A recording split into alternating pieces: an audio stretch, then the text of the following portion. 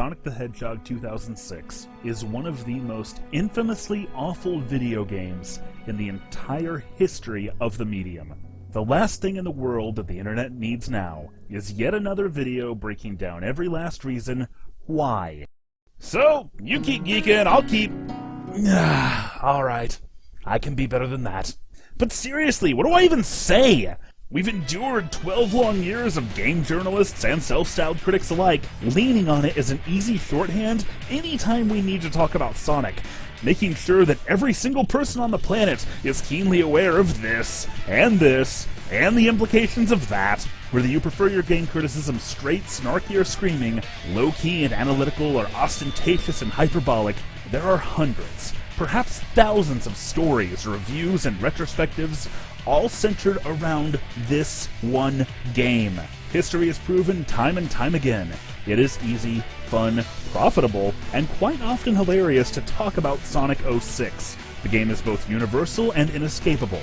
Even if you've never played it, you already know it's garbage, and you know what makes it garbage. This presents a problem. With so much content out there, what can I say that hasn't already been said? I'm not kidding, trying to figure out how to even approach such a well-worn subject is an absolutely daunting task.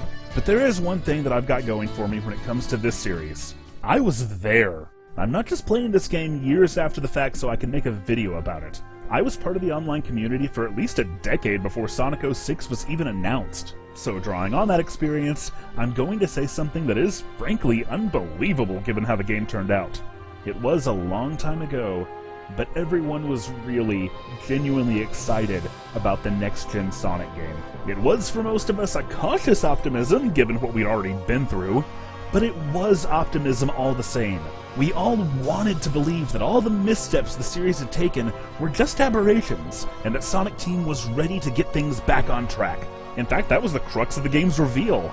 In September 2005, more than a year before release, Yuji Naka, the last remaining part of the original Sonic team, made us a promise. With Sonic the Hedgehog, we have gone back to our starting point, more than 15 years ago, to reinvent the attitude and speed that made our hero a legend. The rebirth of Sonic will offer an unparalleled sense of speed that is only possible using the processing power afforded by the new systems. And that's a very critical point. The power of the next generation. One of the first things we learned about this game is that it arose from a simple question. What if Sonic the Hedgehog lived in the real world? Yeah, it's real easy with hindsight to mock the very concept of that question.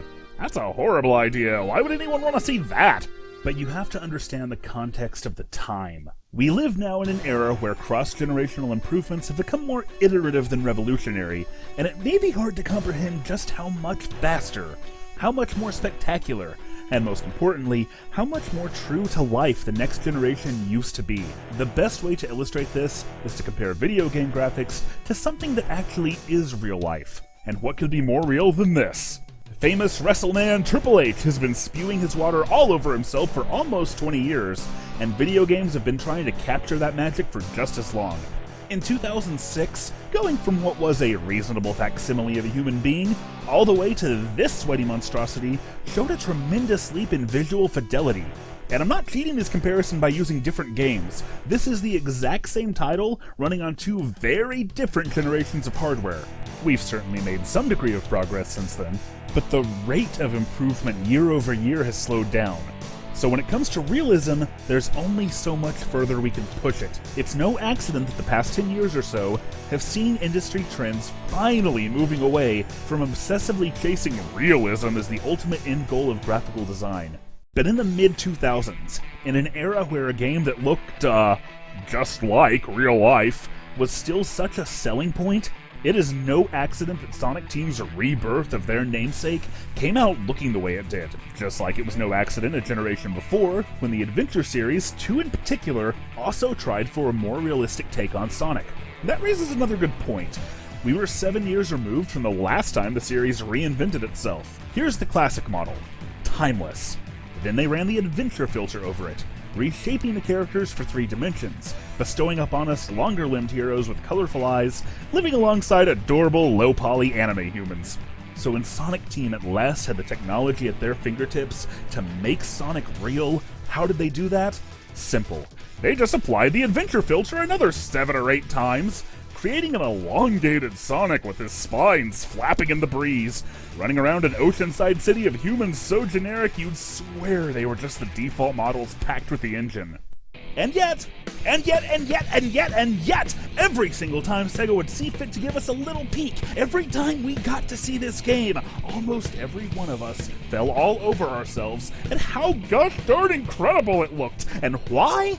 Because in 2005, it was still so unbelievable to see a game that looked this real. And you know, putting myself back in that mindset, I still think shots like this look pretty incredible. Sega's marketing for this game, I can say with hindsight, was nothing short of brilliant.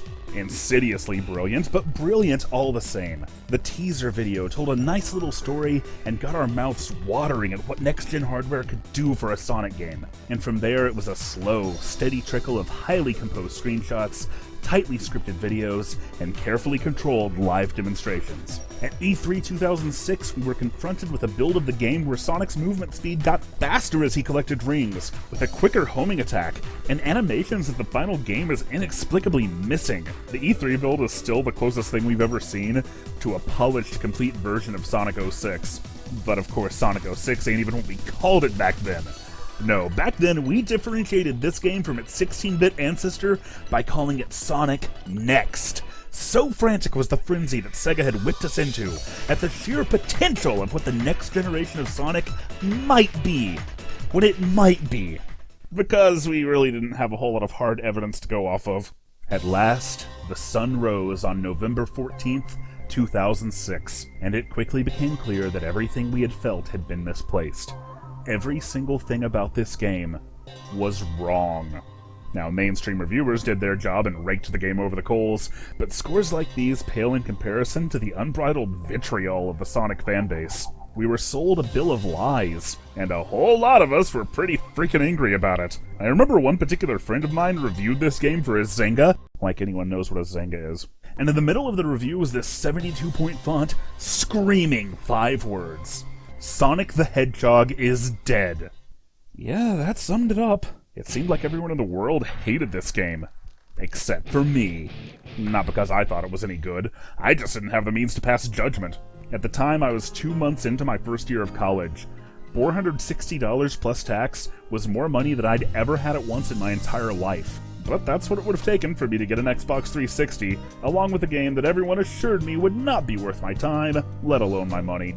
And yet that forced distance kind of worked to the game's advantage. I was excited before release, along with everyone else, sure, but I couldn't be too let down by a game that I couldn't have played anyway. And as the seasons passed over the next year, a funny thing happened. The more I learned about Sonic 06, the more angry and derisive people got about what a god-awful, worthless experience it was. My hype started to come back, but now it was flowing in the opposite direction. I would see Sonic 06 on store shelves, and I'd feel this morbid curiosity. I needed, more and more, to experience this dumpster fire for myself. And eventually, I would have the opportunity. I stood outside of a Walmart at 5:30 a.m. the day after Christmas in 2007. I had been given just enough money to get an Xbox 360 of my own. I knew I was getting it for one reason: to play a game that everyone said was an abomination. But no matter how bad the game itself would be, what I couldn't have predicted even then, 11 years ago, was just how much damage Sonic 06 would do to the reputation of this franchise and to Sega itself. The day of fate has finally come.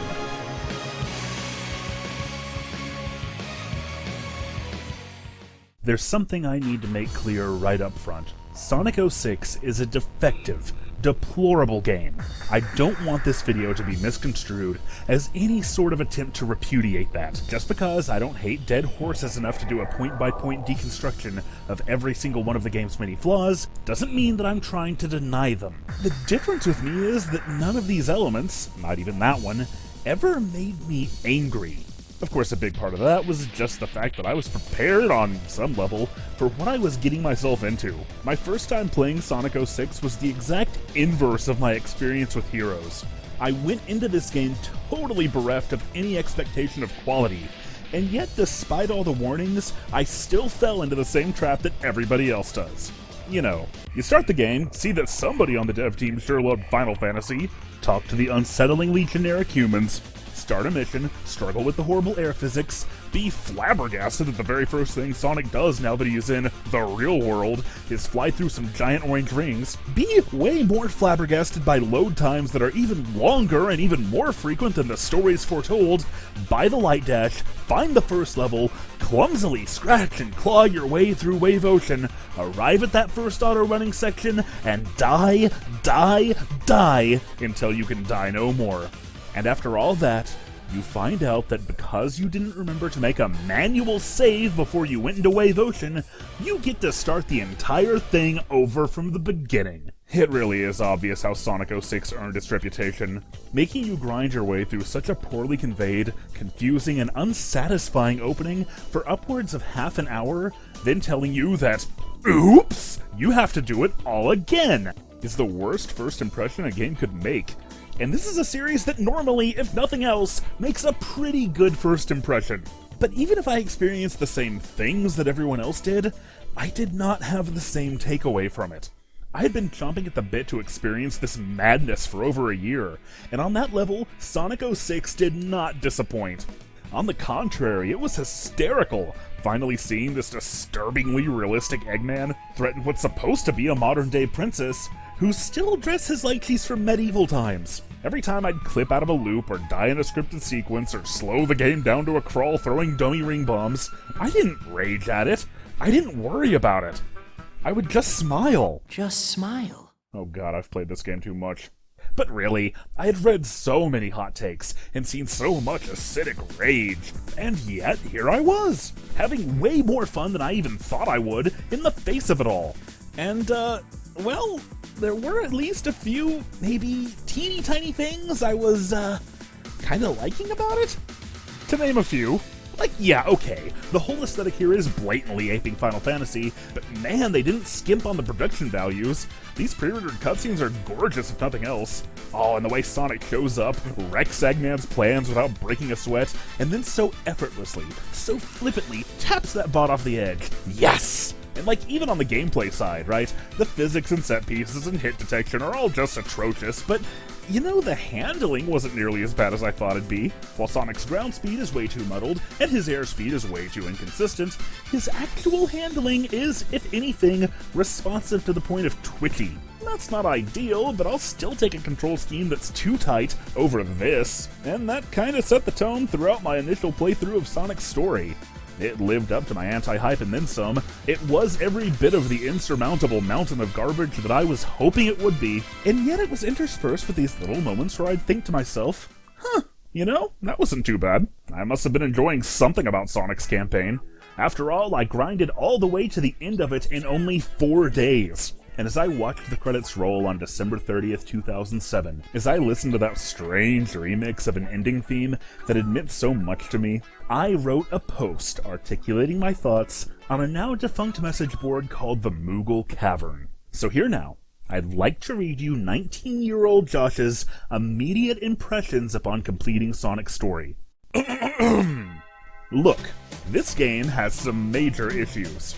Loading times are abysmal, Amigo characters are problematic, high-speed sections take some time to get good at, and the whole Sonic Elise love element is disturbing. Beneath all that, I think this is a pretty sweet game. The problems are not nearly as debilitating as most reviewers, and most people here for that matter, made them out to be. I say this as someone who has only played Sonic's Adventure, no Silver or Shadow yet. The levels are fun, the cutscenes are amazing, the plot is great! And honestly, the high-speed sections are some of my favorite parts. Now that I've gotten good at them, well, that proves it. 19 is still way too young to have the intellect or the experience to form good opinions. At least I couldn't. But alright, I can kinda see where classic Josh is coming from with some of that. Let's break it down, starting first and foremost with the most glaringly incorrect thing anyone's ever said about this game. The plot is great. What was I thinking? The only way the word great belongs anywhere near this game's story is if it's preceding a word that we don't use here on the Geek Critique. Why in the world would I have had anything positive to say about this plot, especially when the last thing I had seen before typing those words was this cutscene? Ugh. Princess Elise basically is to Sonic what Adam Malkovich is to Metroid, a character who is almost universally despised thanks to their ill-conceived relationship with the protagonist. Nobody wants to see Samus Aran so kowtowed by an authority figure, and nobody wants to see an uncanny human princess having romantic bonding moments with Sonic the Hedgehog. Except, well, somebody must have. The idea of Sonic having a human lady for a love interest stretches all the way back to concept art for the original game. Then you've got cases like Sarah from the anime OVA, who's ostensibly supposed to be a cat, but looks for all the world like a teenage anime girl wearing a Halloween costume. What may be a little surprising now is that there was a more innocent period of time when nobody batted an eye at this stuff. On the contrary, the so-called Madonna was an obvious ripoff of Jessica Rabbit, and come to think of it, nobody batted an eye at that either. Well, I mean, they did, but not for that reason. Human women and the adorable cartoon animals who loved them just seemed to be the in thing for a while. But there are some critical differences between Jessica Rabbit and Sarah and what we can glean from Madonna versus what happens with Elise. The fact is, with any other example that I could find, the inherent absurdity of a cartoon-human relationship is part of the premise, and it's always played up, at least on some level, how silly a concept this is. But Sonic 06 plays it straight as an arrow. The game is absolutely, positively, unyieldingly sincere in its portrayal. It's as if audiences were expected to find absolutely nothing even a little off about it, and that total lack of self-awareness makes it so much more unsettling. And look, Elise planting a magical kiss of life on Sonic will always be the most memorable scene of the game for all the wrong reasons.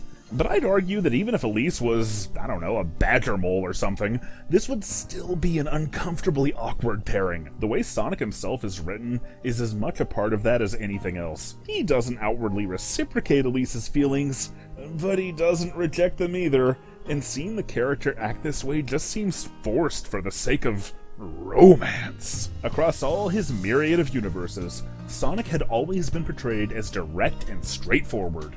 He doesn't have the patience for anything else, so what you see is what you get. But here, what you see is hard to get, and that's no good. Elise being a human lady makes it worse than it would be, of course, but even then, she's only the most visible example of the complete aesthetic breakdown that permeates the game's entire setting. You could jettison the romance out of the plot completely, and it would still be awkward to see the cartoonishly elongated Sonic characters hanging out with such rote, conventional humans. It makes it all the more uncanny and, lady? Are you making a pass at Tails?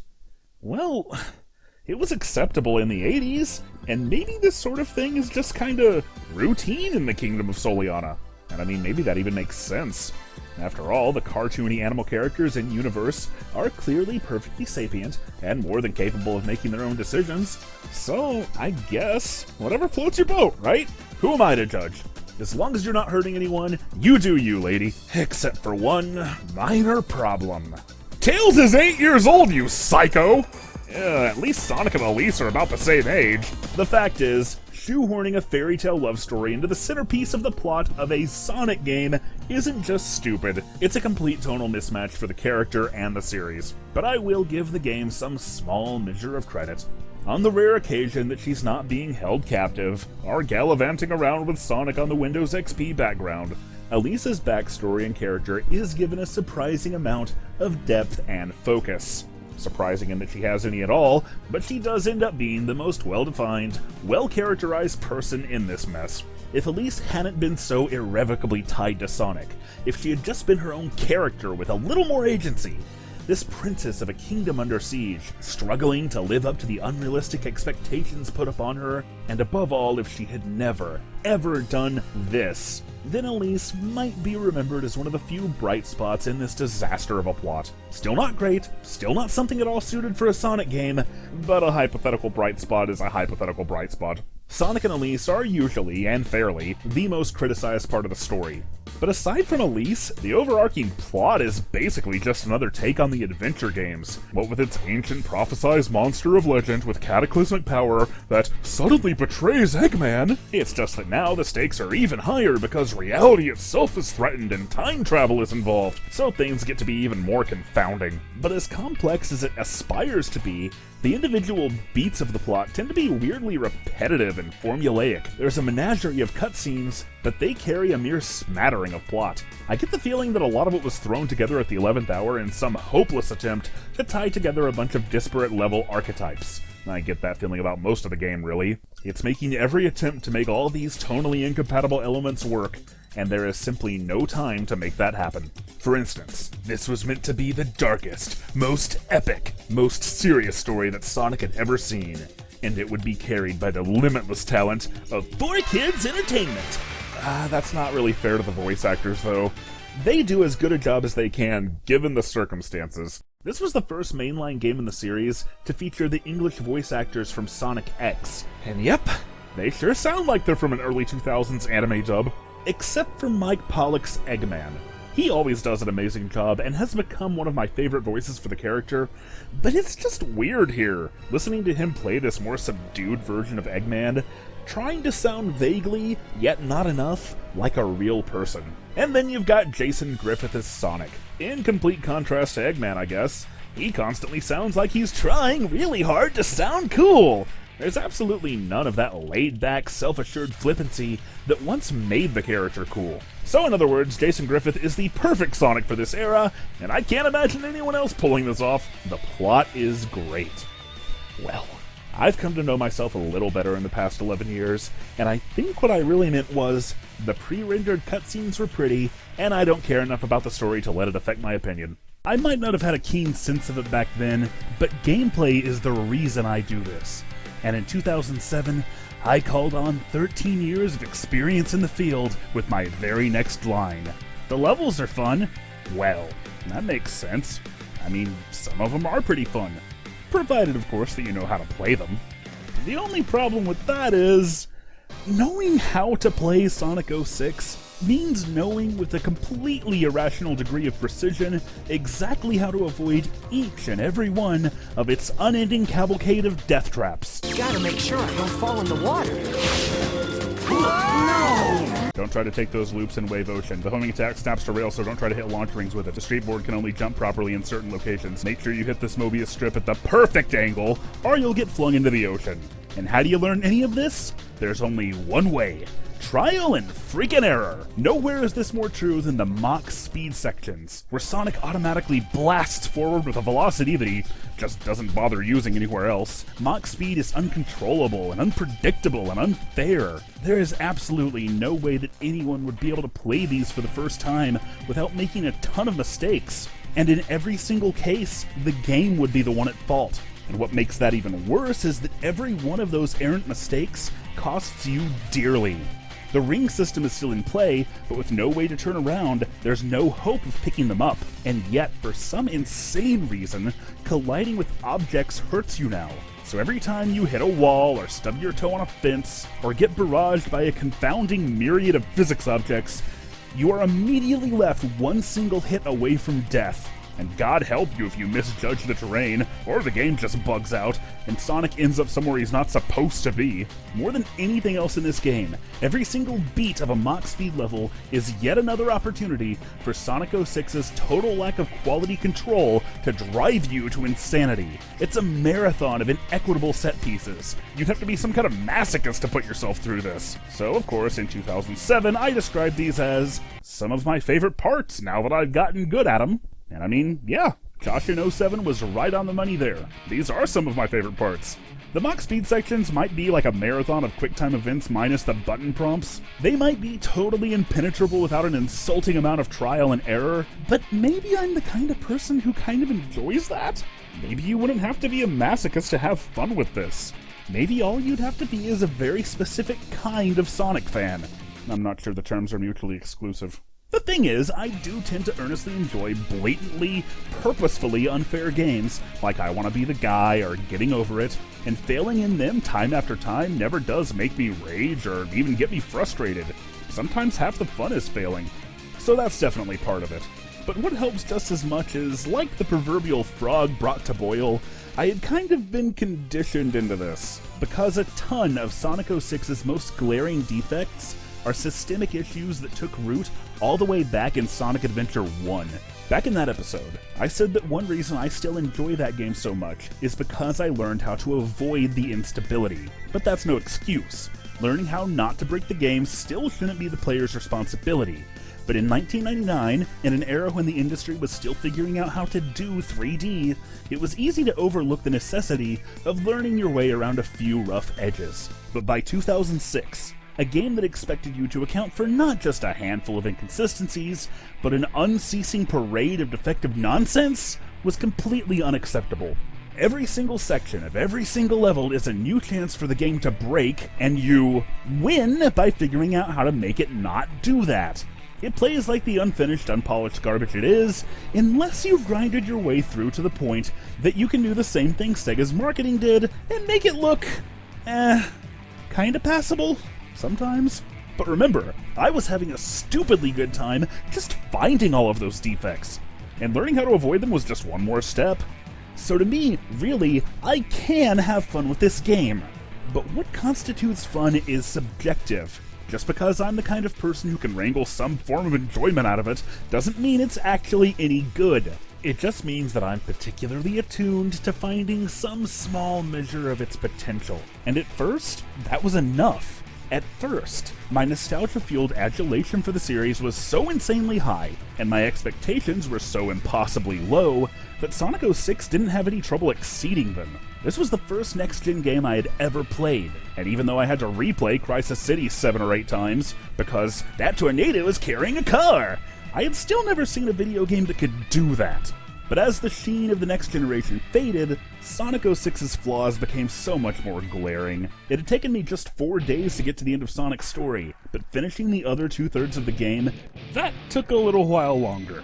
Sonic 06 becomes, somehow, so much more unpalatable when you have to play as anyone besides Sonic, which is unfortunate, because multiple characters are baked into the levels themselves now. These so-called amigo characters were a pretty good idea in concept. If they were properly executed, they might have avoided the disparity of the adventure game's efforts while still delivering the variety afforded by the approach. But this is a game where the only thing that was properly executed was Sonic Team's reputation. So of course, the amigo characters are even more blatantly unfinished than the rest of the game. Their movesets are undercooked, their collision detection is raw, and Tails' movement speed is, as if he's baked? Speaking of which, the only exception to the rule is Blaze. Seriously, Blaze the freaking cat inexplicably has the most useful, varied, momentum-driven moveset of any character in the game, and you get to play as her 3 times. As for the other hedgehogs, Shadow stages tend to be more focused on combat and puzzle solving. So that's where the rest of Sonic Heroes went. And instead of mock speed sections, Shadow gets vehicles. Yeehaw!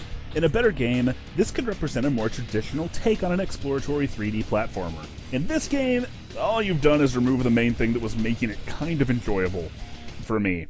Silver's campaign, on the other hand, wasn't just boring, it was absolutely, frustratingly tedious. It featured the same sort of unpolished, unfinished, utterly broken bull crap that the rest of the game pulled, but it's so much more of a problem when your entire moveset and progression through a stage is defined by a physics engine that does not work. Silver's gameplay style isn't even trying to be like a Sonic game, and oh, this must be how people who don't like 3D Sonic to begin with feel when they play this game. That makes a lot of sense. But hey, if the game's so much worse when you don't play as Sonic, then that's just another glitchy, unfair obstacle that I had to learn to overcome. Sonic's version of Kingdom Valley has a section where you are normally forced to play as Silver, but I don't want to do that. Don't worry, the purple gem upgrade makes Sonic shrink, and as everyone knows, tiny hedgehogs have the ability to fly. So why walk into Silver and do his dumb, bad, boring section when you could just moon jump over the entire thing? There we go. It's really clever of the developers to give experienced, skillful players who understand the underlying rules of the game the freedom to sequence break like this. Make no mistake, Sonic 2006 is a comedy of errors that earns every bit of its reputation. And yet, even to this day, Even playing through it again now, I find that I still have a strange amount of affection for it. And not just in a guilty pleasure so bad it's good way like I do with Sonic R. More than that, I find this game to be a fascinating case study in unrealized potential, especially because of how catastrophically wrong it turned out in spite of what it could have been. This is something that wasn't available to players in 2006, but by installing the game to an SSD, I was able to save approximately 4 seconds on each and every loading screen, which probably saved me literally dozens of hours. Maybe that's why I played way more of the optional town missions than anyone ever has before. In nearly every instance, this was a pointless, uninspired waste of time. Bash some bots, run through rings, blah blah blah. The missions are, of course, repetitive, poorly thought out busywork in a game whose sheer brokenness already gives it way more than enough padding. But there is one diamond hiding in that rough. I give you Sonic Man, a regular human who's decided that he's Sonic the Hedgehog and wants to prove it by outracing the real thing. He even runs like that. I didn't know me from high school was in this game. Some of the bosses are also pretty impressive, relative to the rest of it. By some of the bosses, I really just mean the ones where you fight Eggman. They're a little more focused, I guess, and they show off the increased scope and scale that the next generation consoles could handle. Every level in the game might be a teeth-gnashing grind to get through, but their issues arise from how utterly broken the engine itself is. The level design, on the other hand, tends to be pretty good both structurally and thematically. This is still the closest the series has ever come to a non-linear approach to level design. The open-ended approach that some stages take, and sometimes even the sophistication of their multiple paths, haven't really been matched, or for that matter, even attempted since. And as much as this game falters, I kind of love the way it's forced to revel in its own absurdity. I love that the slide upgrade is called anti-gravity, in an attempt to justify why it looks like that. I love how hilariously broken the gym system is, how this meter is completely pointless. I love that gym where you enter a first-person view, throw an object, and just run around until BOOM! You get pulled across time and space to wherever it happened to land. I love that Sonic 06 is one of the few console games of this era, and the only Sonic game on the 360 to actually target 60 frames per second. It doesn't always get there, but hey, at least it tries. I love Kingdom Valley. Far and away, this is my favorite stage in the game. There's a reason they used this one for the demo. I especially love its Mach Speed section, and how creative and fantastical and just beautiful it is. The first time I ever played it, not only was I blown away visually, I finished it without ever taking a hit. That's really not unusual though. That's just how good you'll be at Mach Speed if you make it this far. But honestly, I still had a ways to go. Between the time the game was released and the time I finally played it, I had started college, and I had dropped out. Twice. I couldn't hold down a conventional job to save my life, but I also couldn't even begin to rally the focus and effort it would take to pursue my dreams. When I wrote those words, I was a directionless, unfocused, emotional, immature mess of a 19-year-old who had nothing but ambition. And at the time, I guess it seemed appropriate that a series that had meant so much to me was going through some turmoil too. As sad as it was to see what Sonic had become, I felt like I was right there with him. It's no wonder I had such an affection for it, because as much as it might falter, Sonic the Hedgehog 2006 is always an indulgence in that same kind of naive, reckless, foolhardy ambition, with seemingly its only objective being, well, exactly what Yuji Naka said it would be. This was supposed to be the game that would redefine Sonic the Hedgehog for a new era, and it succeeded. Sonic 06 marks the end of the adventure era, and it is the ultimate result of Sonic Team's complete and utter failure to correct for the sins of that era. It was meant to be for this new generation what Sonic Adventure was for the last. A tremendously ambitious game that showed off every single thing that the new hardware could do. Ambition is an admirable quality, but that alone is insufficient. Ambition is nothing without focus and effort, and in this case, time, because to ring a phrase, a rushed game is forever bad. And that, more than anything else, is the reason Sonic 06 turned out the way it did. It's the ultimate example of the kind of repercussions that can happen when a publisher fails to take that message to heart. Achieving ambition also takes talent, but I submit that Sonic Team did have the talent. The game's concept was forged with the full might of Sonic Team behind it, but midway through development, the team was effectively cut in half. Sega discovered that Nintendo's Wii wouldn't be realistically capable of running a game like this, and split off a chunk of the dev team to begin work on a completely separate project. Then, we were blindsided by unprecedented news. Yuji Naka announced his immediate resignation from Sega, and just like that, this visionary genius of a programmer who had always acted as the driving force of the franchise was gone, and the final remnant of the original Sonic team was no more. At this point, not only was Sonic 06 left with a skeleton crew, but the crew had lost its captain. The only option that should have been on the table was to take a step back and figure out what was needed to correct course. If that meant delaying the game for another year and getting it done right, then so much the better. But instead, Sega insisted that the game was absolutely required to be ready for Sonic's 15th anniversary year, and more importantly, ready for holiday 2006. And so Sonic Team could not spend the final, crucial months of development on quality control. They were forced to ignore bug testing reports and even cut features that made it into the demo, in a futile effort to at least finish the basic outline of what had been promised. Sega did a spectacular job in their marketing of obfuscating just how badly development was going, but they were only covering for their own short-sighted decisions.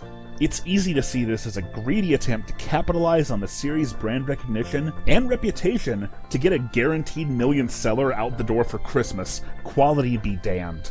It's easy to see it that way because that's exactly what it was. But I don't think there was any way that Sega, or anyone, could have predicted just how badly it would turn out at the time.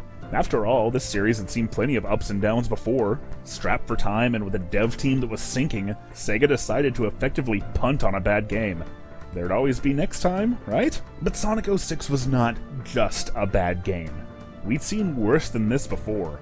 And it wasn't just an ill-conceived, mature reboot of a retro franchise. Those were kind of a dime a dozen in this era. And yet, as games like these have fallen into obscurity, Sonic 06 has endured. Why?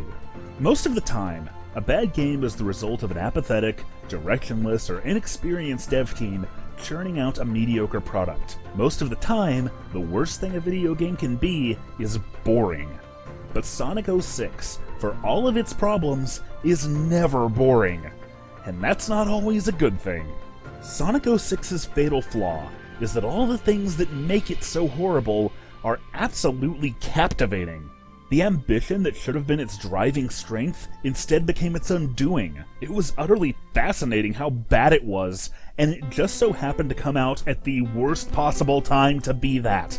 After all, this was the same year that Time magazine named you, as in you on the internet, you writing a blog, you making videos on YouTube, you as its Person of the Year. It was the same year this nerd came to prominence, and with that, angry, vitriolic rage was the guiding principle upon which amateur game criticism was founded. Nobody, myself included, could get enough of critics hilariously burning down abominable video games.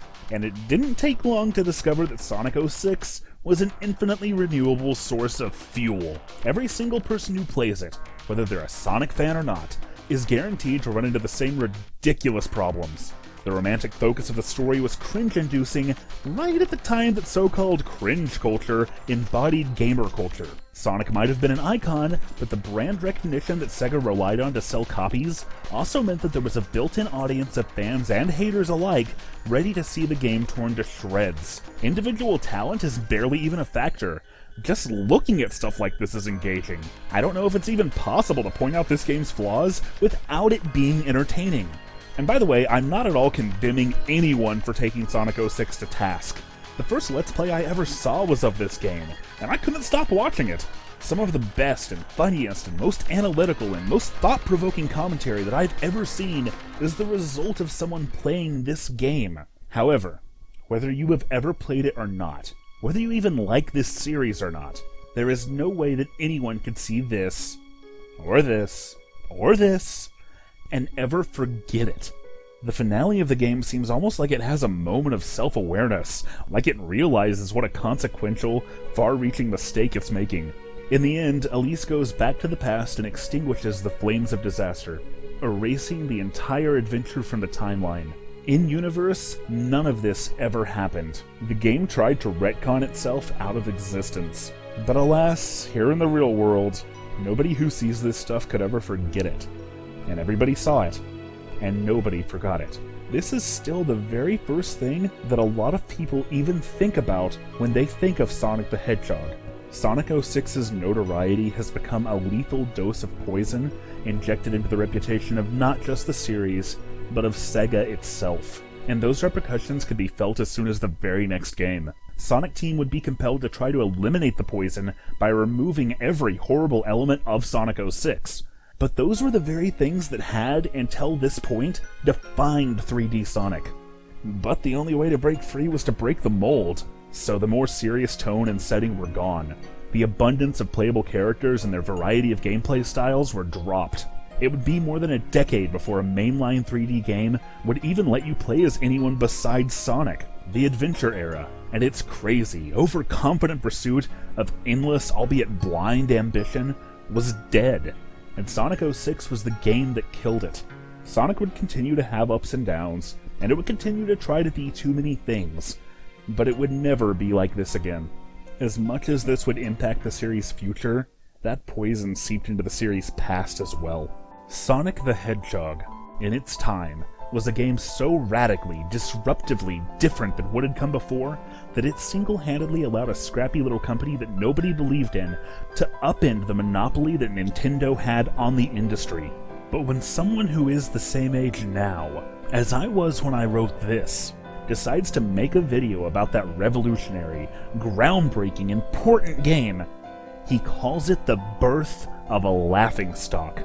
Don't bring me into this, Josh. I'm sorry, whose video is this? If you'd let me finish, I was gonna say, sadly, he's right about that. Sonic is a laughingstock, and has been since 2006. In the 12 years since that fateful day, generations of gamers who never played a Sega console, who never knew Sonic as any sort of icon, have come of age. To them, all this character has ever been is a joke, a laughingstock, a relic who got his start in a collection of very old platformers that were never really that good to begin with. To so many people, this is a series that never managed to make the leap to 3D, and it's something that should have been put out of its misery a long time ago. Sonic 06 is the reason that Sega could release a trio of games that might have been considered a return to form for any other series, and yet nobody remembers them as anything but an aberration. It's the reason that Renaissance never took hold, just as much as it's the reason that nobody remembers the Renaissance that could have been. Heroes didn't make people forget the year of Sonic. This did. So it went. So it would go. Every success was overlooked. Every failure was amplified.